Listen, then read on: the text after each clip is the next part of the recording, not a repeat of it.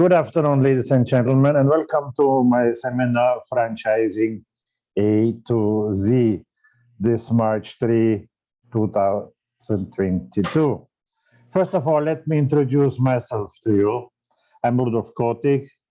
I was born in Vienna, Austria, and I'm an HRM graduate.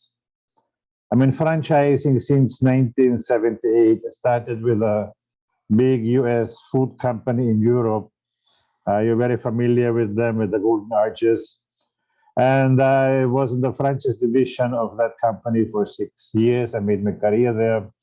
And I joined another big hotel chain as franchise director.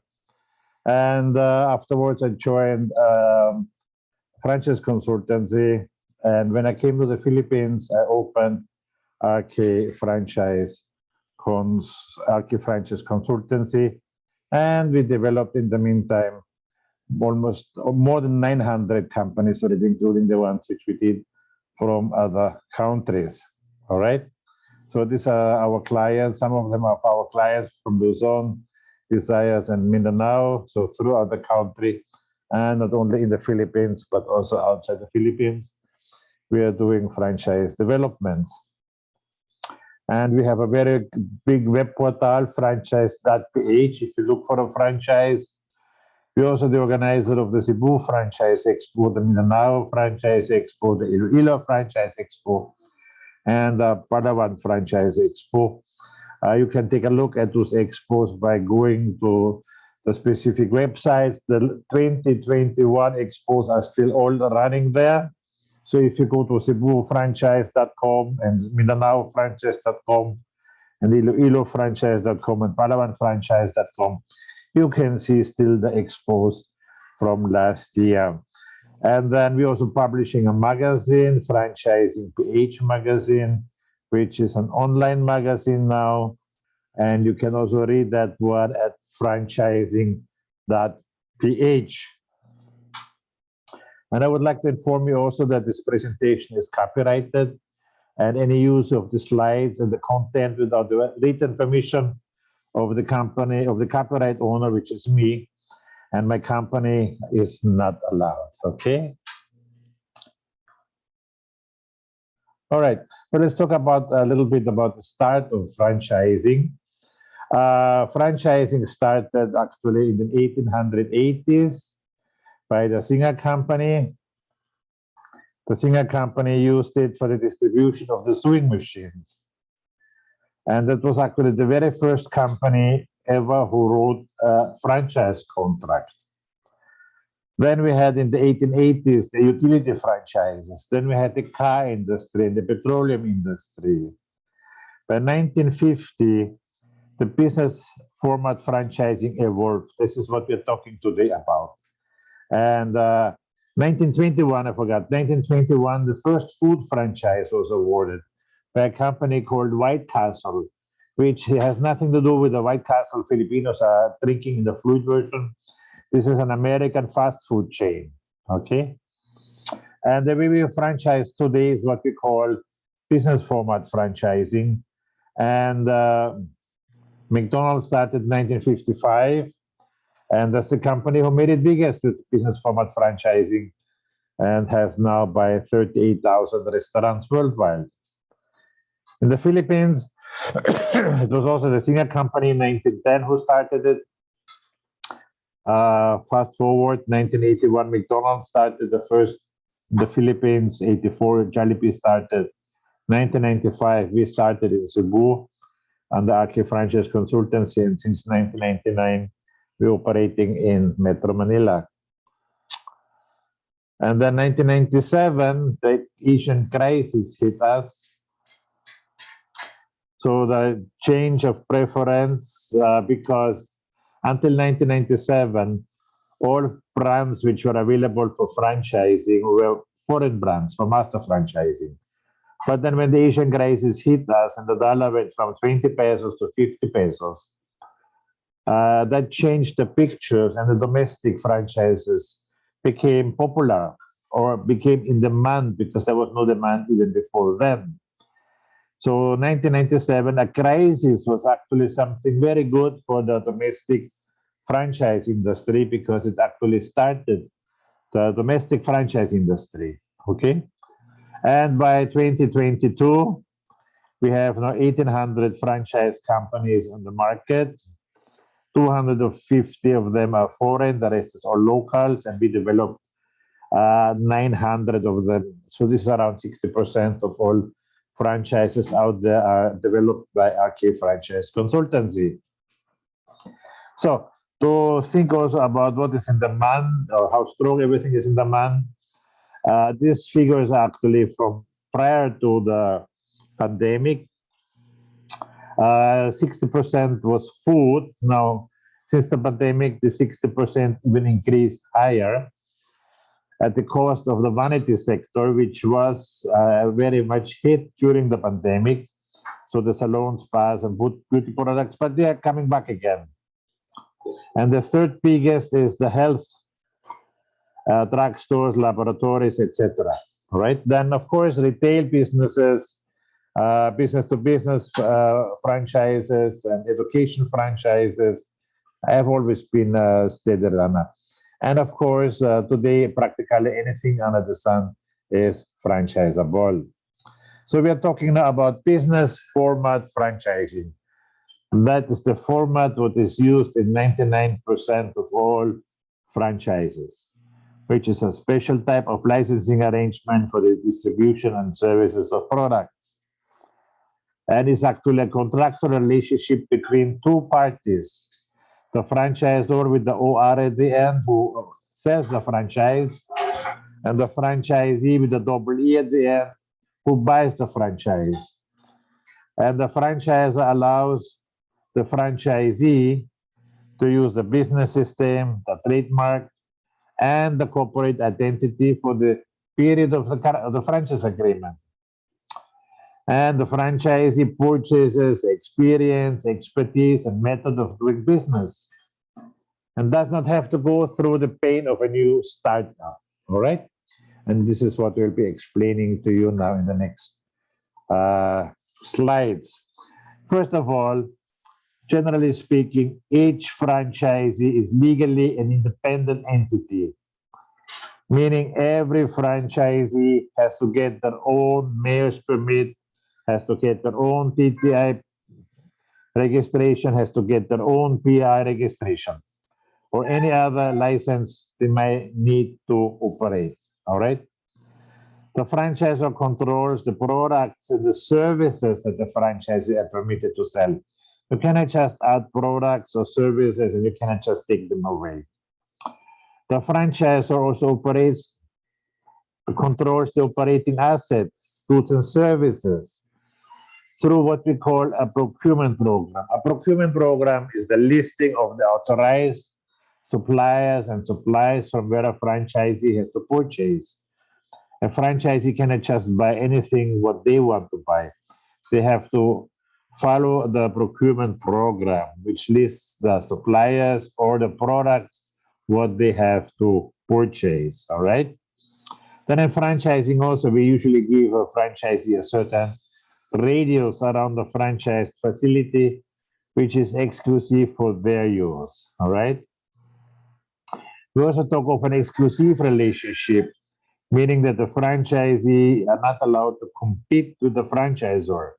A franchisee can be in any kind of business, but they're not allowed to compete with the franchisor's business. All right. And also, every franchisee has to secure their own locations. So, what does a franchise provide if you buy a franchise? First of all, the system standards, the way a company is operating. There is no difference between a company outlet and a franchise outlet. Second, the operations manual. Every franchisor has to provide an operations manual to their franchisees. All right. A good operations manual is something like 700 pages. So I'll explain that a little bit later. Then third, the use of the trademark. Trademarks, I have slides for that, are anything what is registered with the Intellectual Property Office, all right? because if you have a business and you're registered with the TTI or the SEC, this is not enough for you to become a franchisor. It's enough for you to become a franchisee, but not to become a franchisor. For that purpose, every franchisor needs a trademark registered with the Intellectual Property Office. And of course, the franchisor allows the franchisee to use that trademark. Then, of course, the franchisor has to provide training. Training per se is part of the franchise fee. What is not part of the franchise fee is the allowances of the trainees, transportation, lodging, etc. So just the training itself for the franchisee and the employees of the franchisees. How long the training takes depends on how complex a business is. This can be a very few days if it's a cart or a kiosk, and it can be weeks if it's, let's say, a restaurant or a salon. And of course, the experience and wisdom of the franchisor, because the franchisor is doing that kind of business already for the longest time. Also very important is that the franchisor gives the franchisees some kind of site selection assistance, at least to tell the franchisee on what kind of locations they should be looking for, how many square meter, how many meter frontage, etc., etc. And then once the franchisee found the location, the franchisor has to approve that location. If it's a good franchisor, he will deny a bad location. If it's a greedy franchisor, he will accept any location because he wants to franchise you. So make sure that your franchisor is decent when it comes to location approvals. Then, of course, also the franchisor has to provide a store layout, which has to be adapted to the franchised outlet. And then the construction supervision is the case only with big projects, let's say like among our clients, National Bookstore or Phoenix Petroleum or Jerry's Grill. All right. Normally, it's not really necessary to have professional in-house architects to look after it. And of course, the exclusive territory, the radius around the franchise facility, where no other franchised or company outlet is allowed to be established. Then the procurement program, the list of the authorized suppliers and supplies from where a franchisee has to purchase what they need. Opening assistance means that the franchisor has to provide assistance to the franchisee when they open the franchise outlet. Now, so the representative of the franchisor has to be with the franchisee during the crucial stage of opening the franchise outlet. If that is in a different city, the transportation and the lodging has to be paid by the franchisee.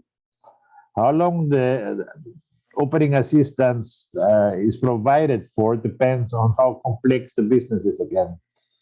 This can be probably 3 or 5 days long if it's a cart or kiosk. Sorry. But that might be a month or even longer if it's a salon or if it's a restaurant. Okay? And then the marketing strategies, anything the franchisor is doing to promote the business, the franchisee is allowed to promote as well. Okay? An effective field service, that means two things. First of all, the franchisor has to visit his franchises regularly and therefore goes around to check on the franchisees. And second, a franchisor has to be there anytime the franchisee needs them, which today is no big deal. Actually, everybody has a cell phone. We can use apps or any kind of communication between franchisor and franchisees. And of course, also the franchisor is in charge for the research of and development of new products, of new marketing schemes, or new marketing gimmicks, etc., etc. All right, let's talk about the trademark. A trademark is used to differentiate the goods and the services, which can be expressed in one word, a group of words and services and design. a symbol, a logo, a 3D container, or a combination of these. A mark is any visible sign capable of distinguishing the goods or services of an enterprise and shall include a stamped or marked container of goods. In other words, a signage, and is valid for 10 years. All right. So you can see it can be a word like Filipino International Franchise Association, and there is also a sign at a symbol at the same time. Like here we have it as samples. Jollibee is a work mark, then the head of the B is a symbol. Meralco has a combination. They have a slogan, they have the work mark, they have a symbol, and they have a slogan. All right. So you can combine these three, but you can also register it independently as a trademark. But it's very important that you have that because the trademark protects your logo, protects your business from being copied. And it helps also if you are going into franchising because you award is exclusive to your franchisees. And no third party is allowed to use them unless authorized by you as a franchisor. All right. So what are the benefits of buying a franchise? First of all, you receive a proven profitable system for doing business. Since franchisor made already money and probably some franchises made already money, so it's already proven. Second is what you call the branding, the name recall. Of course, every franchise company started once upon a time as a local business.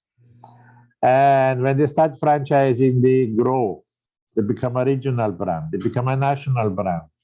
And then in the end, an international brand. Around 40 of our clients in the Philippines have already franchises outside the Philippines. So that's a very good development. All right. Definitely, it's less a risk to get a franchise than if you start the whole thing all by yourself independently. And of course, you can also advise because in a franchise system, you're never alone. And you can start it up much faster than an independent business because if you consider the time of finding the right, let's say if you want to open a restaurant, the menus, the equipment, the people you need, and then you still have the process of trial and error. In a franchise system, you don't have the process because the franchisor went through that process already. Therefore, you can start up much faster as a franchise than as an independent company. So it's better to buy a franchise than to start it all by yourself. All right, what are the pitfalls of franchising? If you're a franchisee of a system which is not professionally developed, there are some people who want to save money or don't really care if it's professional or not. And then they're screwing up. If you hear of horror stories in franchising, these are the type of franchises, okay? If you have a franchisor also who does not offer proper training or has no operations manual, or if you sign with a franchisor who doesn't have a trademark for his business, all right, that's really dangerous because you can be sued for trademark infringement if you're a franchisee of a company which does not own his trademark. Anybody who owns the trademark can run after you. So make sure your franchisor owns the trademark. And of course, the drawbacks of franchising are payment of fees. You have to pay franchise fees, royalties, and also payments for advertisement, etc.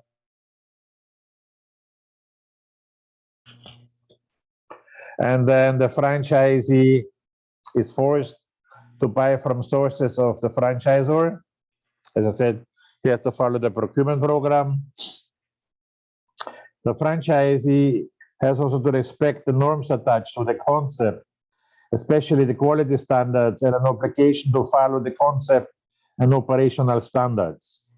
And of course, a franchisee should never be an eccentric personality.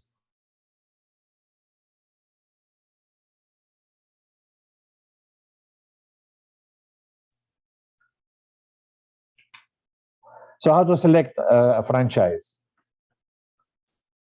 Examine the opportunities.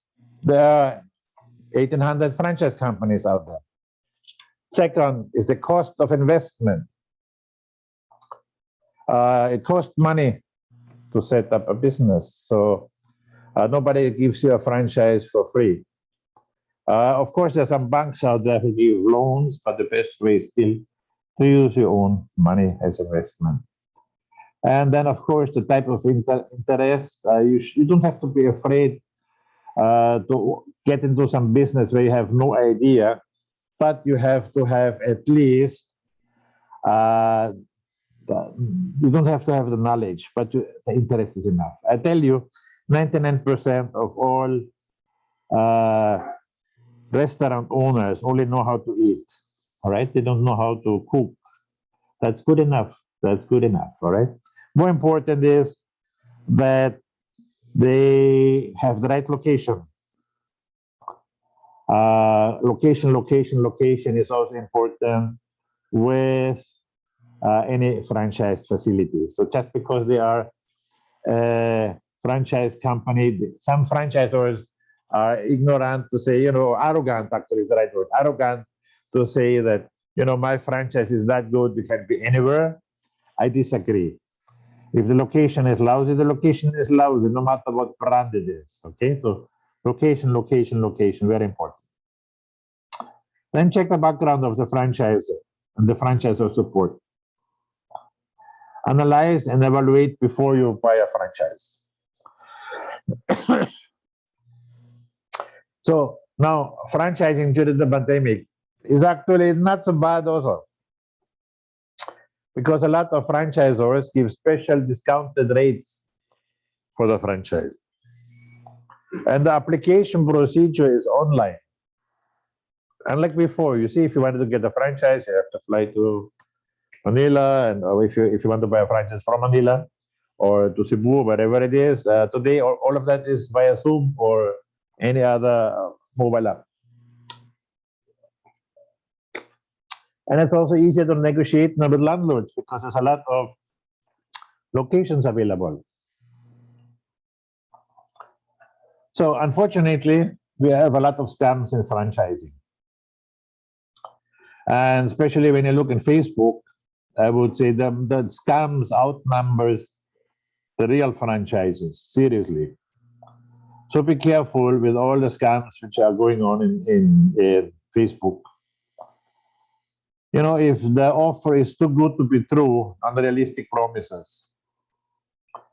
If a company only has cell phone numbers, but no landlines, no fixed address, that's already a red light, okay? Also, if they want the money up front before giving you an agreement, that's a no-no. If the franchise contract is only 1 year or 2 years, that's a total no-no also, because a real franchise agreement starts at 3 years. Anything below 3 years is a scam.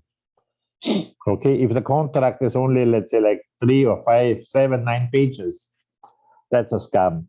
Because a real franchise agreement is at least, nothing is below 20. Let's call it at least the minimum of minimum is 20 pages of contract. All right. If they don't have a franchise disclosure information for applicants, they approve. If they have no trademarks, but today some of the scammers already have trademarks. And if they're not a member of any of the 3 franchise associations, we have 3 franchise associations in the Philippines in alphabetical order. They are AFE, FIFA, and PFA. And beware, if you are scammed, no government agency can help you. All right? So you're at your own. You can have a franchise check from us if it's a good franchise or not. As much to our knowledge, you can message us at info@franchiseassociation.biz, and we can let you know what we know about the company. All right, let's talk about royalties. Royalties are a part of franchising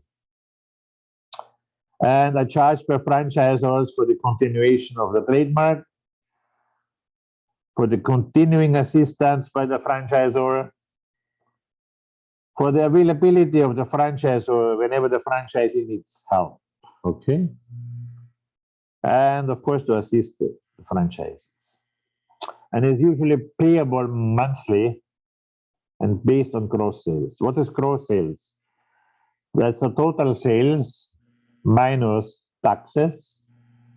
So VAT or sales tax minus senior citizen discounts, minus service charge if it's a restaurant, which has service charge, and also minus delivery fees or commissions for companies like Grab Food or Food Panda.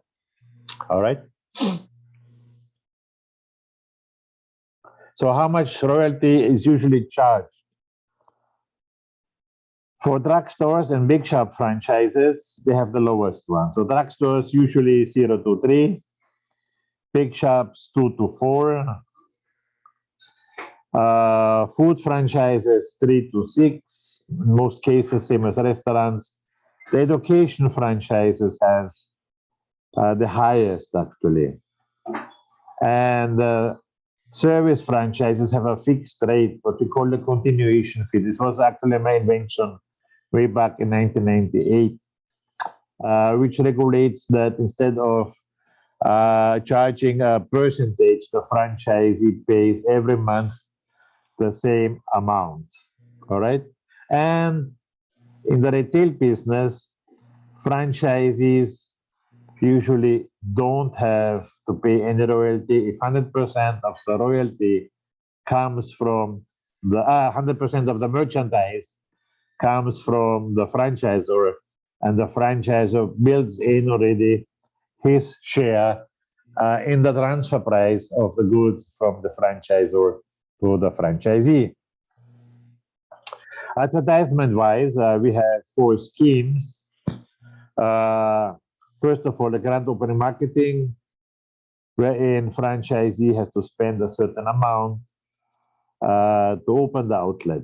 Okay, to start when to announce it to the barangays, so to speak, that they are opening. All right, so this is spent directly by the franchisee, usually small amounts. The local store marketing, which is a percentage of sales spent by the franchisee, again, to continuously promote his business in the territory. By co-op advertisement, we understand that if it is a joint advertisement among some franchisees, let's say like if there are 5 franchisees in Bulacan and they have a billboard along NLEX, all right? The only one which is really operated by the franchisor, if it's already applicable, is the National Advertisement Fund. This is, of course, as the name says, national. First of all, this is only implemented once a company is already big enough that they need national support. So this is for TV, radio, broadsheets, or also internet activities. Okay, this is administered by the franchisor, and all company outlets and franchise outlets pay into the pool.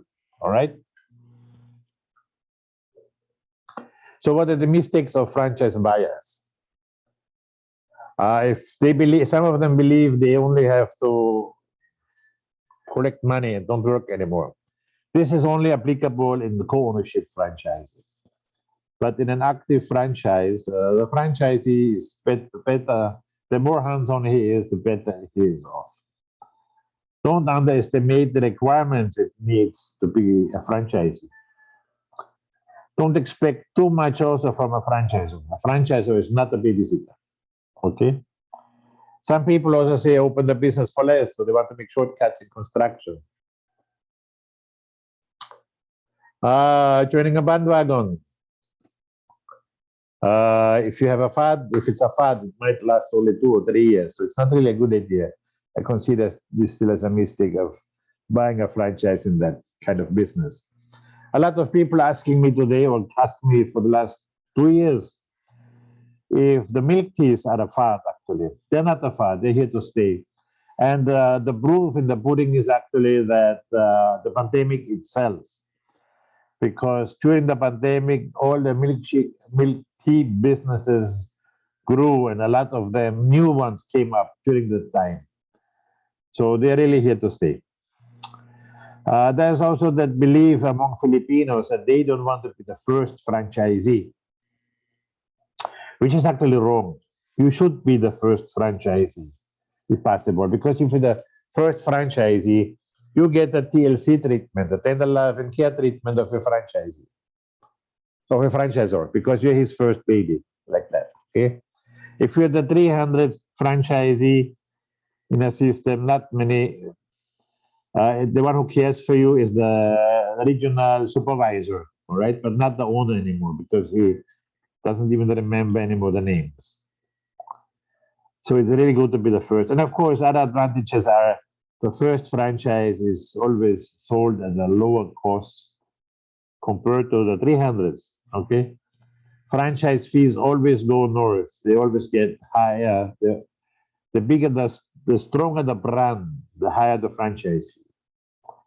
And don't compare only the franchise fees, but the total investment through the entire length of the franchise agreement. So let's talk about geography. We have three types of franchises. First of all is the unit franchise, which is 3 to 15 years. All right. Most contracts are 5 to 10 years, in particular when it comes to restaurants or salons, etc.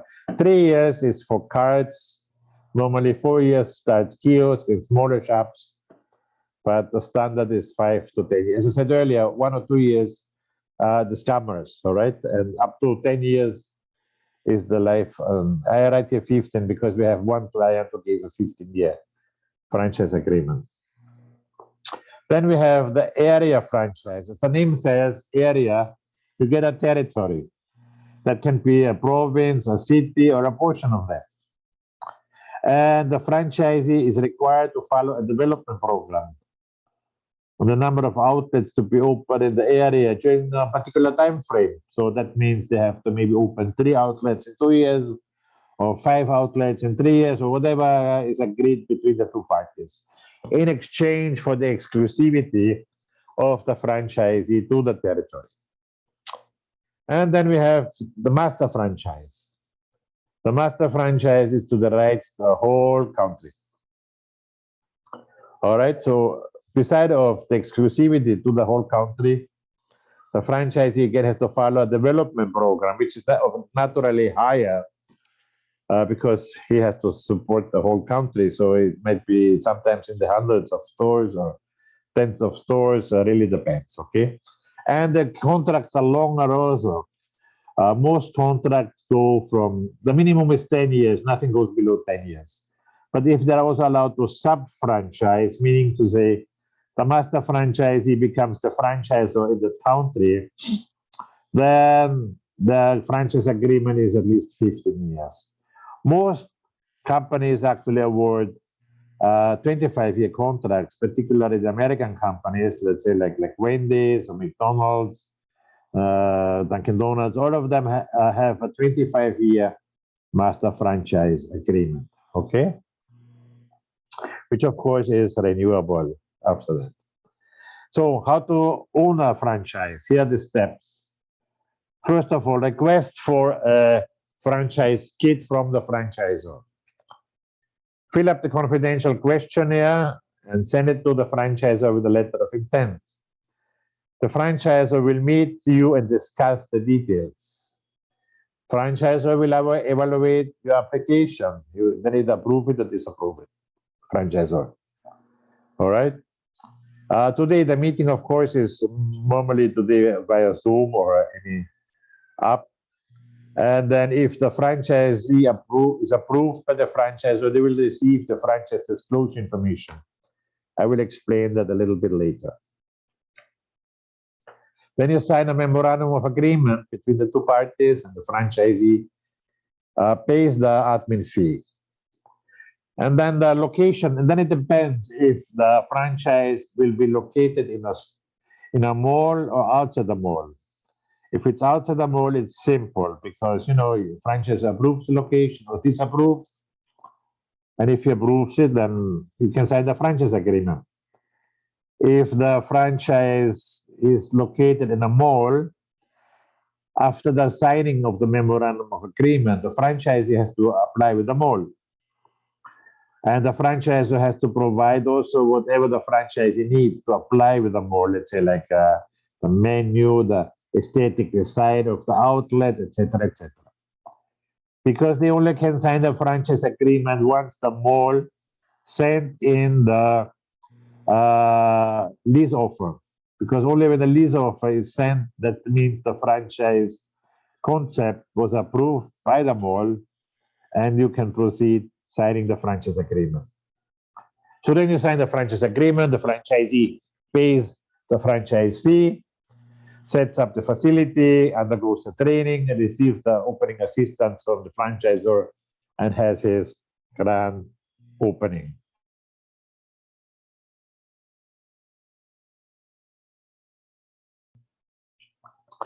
So this is the franchise disclosure information. This is a document which is given only to people who have been approved as franchisees, all right? And they get this in advance so that they can read all the information, which includes the company details, the menu if it's a restaurant, or the services, or the product list with prices. Then the initial investment for a franchise and the projected P&L calculation. A copy of the trademark, a copy also that they're a member of an association, so that they're not a scammer. Then a list of the company and franchise outlets, and a list of, and then a MOA and the franchise agreement, okay? So I run you through also what is all included in a franchise agreement. If we do franchise agreements, they're tailored every time to the franchise company, and have between 20 to 70 pages, okay?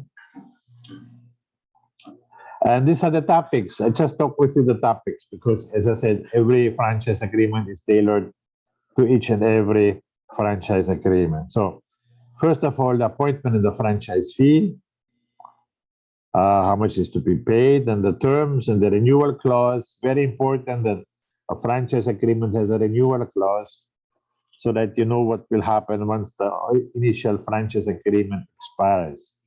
We actually say that the franchisee has the rights to renew, provided, of course, he is updated with the training, he's updated with the looks, he's updated with the payments to the franchisor, to the suppliers, etc., etc. Then he has the right to renew and pay a renewal fee. Okay. Then the facility location, we talk about equipment, the fixtures and the furniture, the training and the opening assistance, what I explained to you. The proprietary marks, this is what we call the trademarks. We call them also proprietary marks since the trademarks are proprietary to the franchisor. Then the rules about the operations manual. Okay, of course, the operations manual is a separate entity, but the rules on how to use it is in the franchise agreement. Then modification of the system, that means if the franchisor changes something, franchisee has to change as well. All right. Advertising, any scheme that is used, either the local store marketing, national advertisement fund, the grand opening marketing, the co-op advertisement. So whatever a franchisor is using will be manifested in the franchise agreement. And the royalty fee or the continuation fee, how many percentage or what's the amount, and when it has to be paid, and what happens if you don't pay it. Accounting and records, all about accounting plus, especially if you use a POS system. Then the assistance by the franchisor and the standards of quality and performance. What a franchisor expects the franchisee to follow. Then the rules about the insurance, the rules about the covenants. Covenants means the exclusivity. A franchisee is not allowed to compete with his franchisor. So in the legal lingo, we call it the covenants clause. When the default and the reason why we can terminate a franchisee, this can be because he did not pay the franchisor, he did not pay the landlord, he doesn't follow the procedures, all right? Any of that. What we do first, we don't immediately terminate a franchisee. We have a procedure called curing. We cure a franchisee first. It's like, when you're sick, you get medicine to get cured. In franchising, we call it a notice to cure. The franchisor sends his franchisees a notice to cure that he's screwing up something, and he gives him 10 days time to straighten out whatever is screwed up. And if he unscrews whatever is screwed up, then life goes on as nothing happened. The second would be the opportunity by the franchisor to take over and to operate it. And then the worst case scenario, of course, would be termination of the franchise. All right. Then we have the rights and duties of parties upon termination. Like, of course, the franchise is not allowed to continue this kind of business for at least 2 years. Is not allowed to use the same location for that kind of business, etc., etc. There's a number of limitations a franchisee has to follow. And then we have a process called transferability of interest. In plain English, that means if a franchisee wants to sell his business, okay, a franchisee can sell his business practically at any time. Of course, he has to find his own buyer. And then once he found the buyer, he has to submit them to the franchisor. The franchisor has to approve them, and then they can proceed with the deal. What they can actually sell is only the remaining balance of the contract. Okay. So let's say if they have a 5-year franchise agreement and the franchisee sells after 3 years, the one who buys gets the remaining 2 years plus any extension. In the case also, if the franchisee dies, the heirs can take over, or they can sell it according to the transferability rules. Anyway, the franchisor always has the right of first refusal. Other legal agreements, we have the memorandum of agreement, which is a pre-contract to the franchise agreement. Then we have also agreement with the landlord, which is a tripartite agreement between landlord, franchisor, and franchisee to secure the location for the franchisor. Then we have guarantees and assumption. Let's say like a lot of parents today give the college graduates a franchise as a graduation gift. So I hope you students who are listening today tell your parents that, okay? But then the parents will have to sign the guarantee and assumption of obligation in case there's any financial issue. And the transfer and lease agreement is between the franchisor or franchisee and the new buyer of a franchise. Is your business franchisable? Some of you are here now who are here because they have a business and you want to franchise your business out. So let's talk about that. If your business is in operation for at least 1 year or beyond that, or beyond the triennial stage, so we're doing it even if it's less than a year or has achieved its payback period. We also do today what we call ground zero. Ground zero means we're already with the franchisor before they actually start up. Our biggest ground zero project was Phoenix Petroleum, where we have been in Davao with them already before they actually opened the very first gasoline station. And of course, we have to be able to copy the business system. The enterprise has to be proven profitable, has to have credibility to its clients, and of course, there has to be a need for your kind of business in other places also. So don't franchise your business if you don't have a prototype. You need at least 3 outlets. And you need at least 1 outlet for 3 reasons, sorry. 1 outlet for 3 reasons. Reason number 1 is you have to be able to show it off to your prospective franchisees. Number 2, for training of your franchisees. And number 3, for research and development. So if your business is failing, don't franchise it, because if you think you will sink along your franchise. If the business depends too much on yourself, it's not really a good idea, because it's very hard to train something what is only in your brains. Okay, if gross margins are very small, not compensated by high volume, then it's a problem. If products are a fad and will be here only for 2 years and not longer, then so it will be gone. You will be gone also. If skills levels are too high, if you cannot teach it to somebody in 3 months or less, there will be a problem. And if you do the franchise development by yourself instead of doing it professionally, because you will screw up yourself, that's for sure. So what are the advantages of being a franchisor? First of all, you receive franchise fees. You can make money with franchise fees, royalties, and you also can gain a little bit money out of selling of commodities to your franchises. Okay, so that's legitimate income of you. What you do with that is up to you. You can expand the brand at the speed you want to grow. We have clients who are happy if they have one franchisee every 3 years. And we have clients also who want to have a franchisee every week. The same goes with the radios. We have clients who live in a shell. They don't want to, especially here in Mindanao, we have a lot of clients, they will only want to franchise in Mindanao. They don't want to go even to the Visayas or to Luzon. And we have others who want to conquer the world. We have one client, he has more franchises outside the Philippines than inside the Philippines. Okay.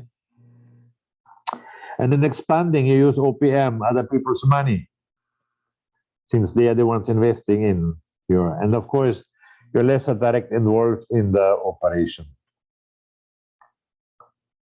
So, beside of that, you can leveraging on your recognized brand name. When you sell the business, you see, if the brand is strong, known to everybody, you can ask for more money. And it enhances also your business image. And also from the operations side, if you have franchises, it's ensure consistent quality, attain high productivity if you have commissary operation. And you can use economy of scale and therefore reducing the risk of failure. And of course, you're getting good access in malls in particular. Oops, sorry. So what has to be done if you develop a company into a franchise? And this is among the services what we do. First of all, there's the need for a franchise structure. In the case of RK, I take care of the franchise structures for all of our clients. This is where we calculate the franchise fees and royalties, the length of the agreement, the investment package, the payback period, and the space requirements. Then we provide them with a franchisor manual on how to find franchisees, how to select them, how to treat them, how to kick them, and everything else. Then, of course, the operations manual, which is like the Bible for a franchise. In our case, we have dedicated employees who do nothing else but operations manuals.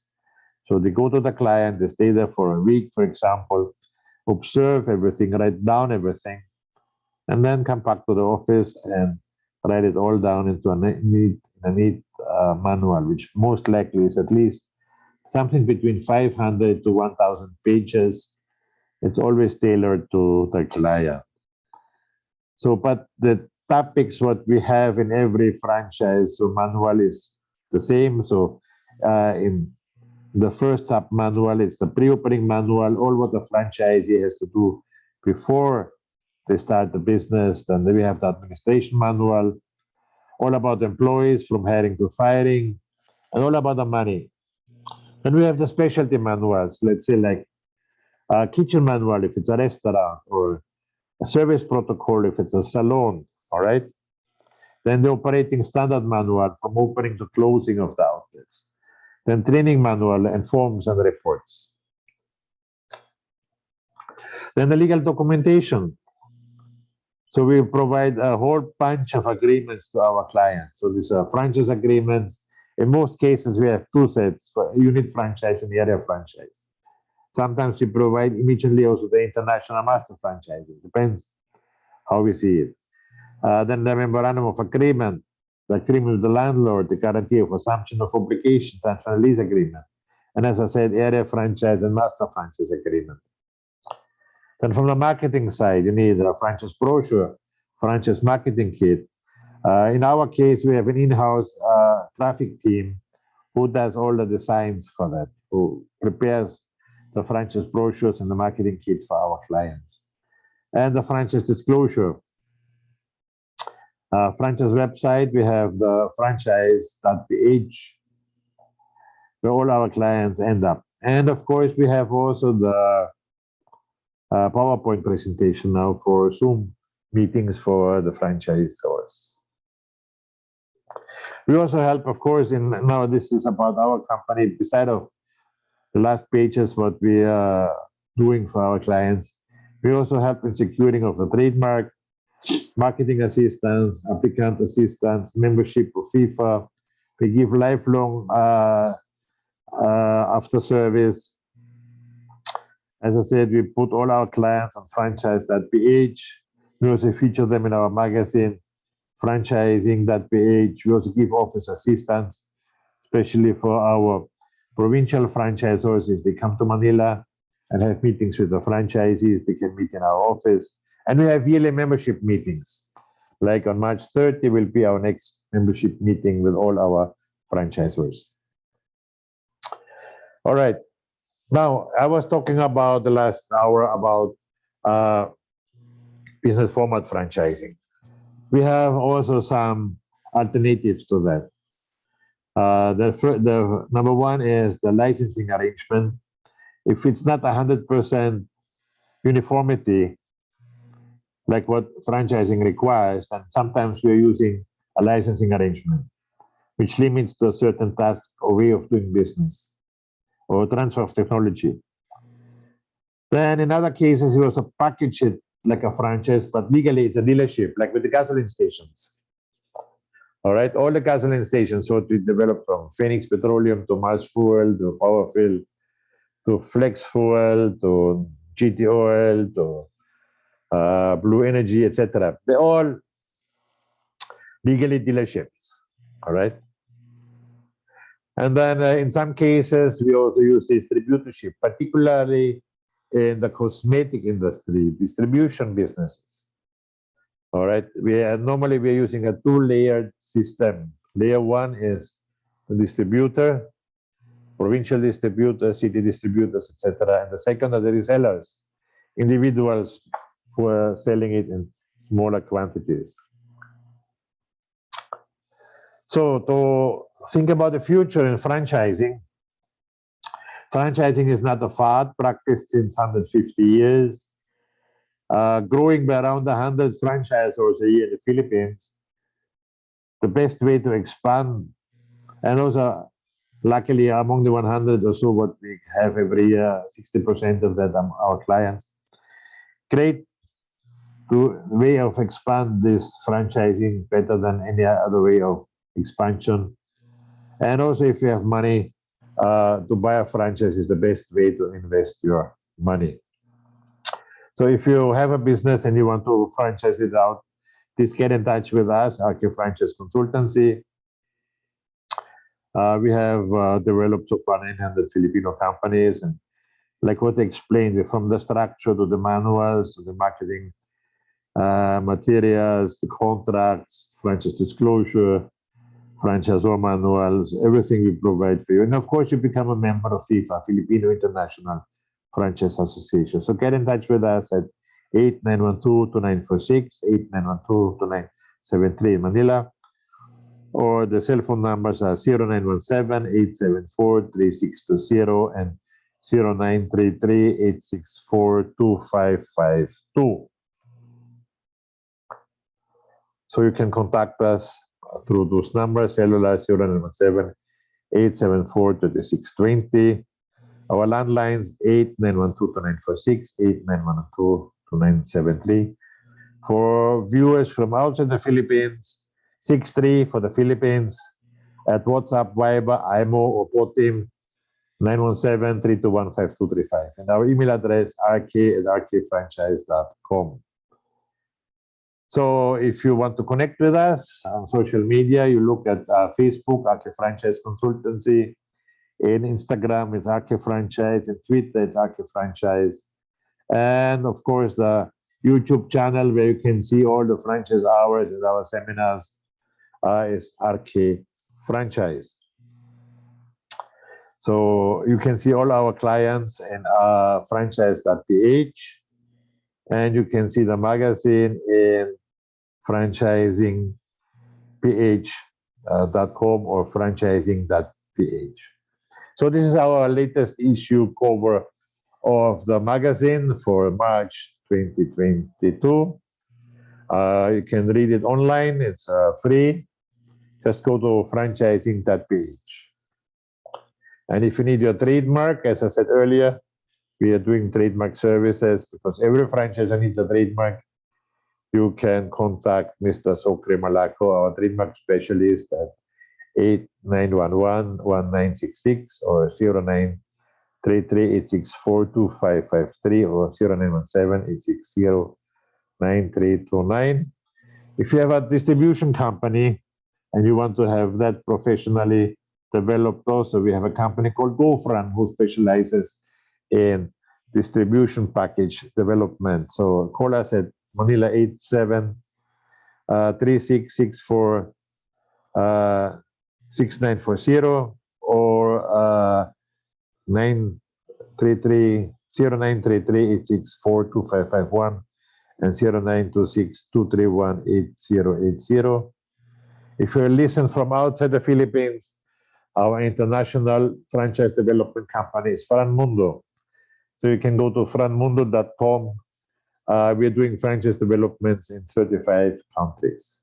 And of course, you become a member of FIFA, Filipino International Franchise Association, and you can become part of all our events and have a lot of advantages doing so. Now, we have something called the Franchise Hour every Thursday at 4 p.m. on my Facebook, / Rudolf Kotik, or Facebook Ake Franchise Consultancy, or the Franchise Hour, or any of our channels. Every Thursday at 4 p.m. So it started 2 minutes ago. This week we are introducing Post Coffee as a franchise opportunity, and Mr. Pablo Hickman Jr. is the guest, and it's happening right now. And in case you want to refer our seminar to your friends and colleagues, our next seminar will be on April 4 at 4 p.m. So 4 at 4, and then afterwards on May 5 at 5. So 5. All right. So thank you for listening to my presentation.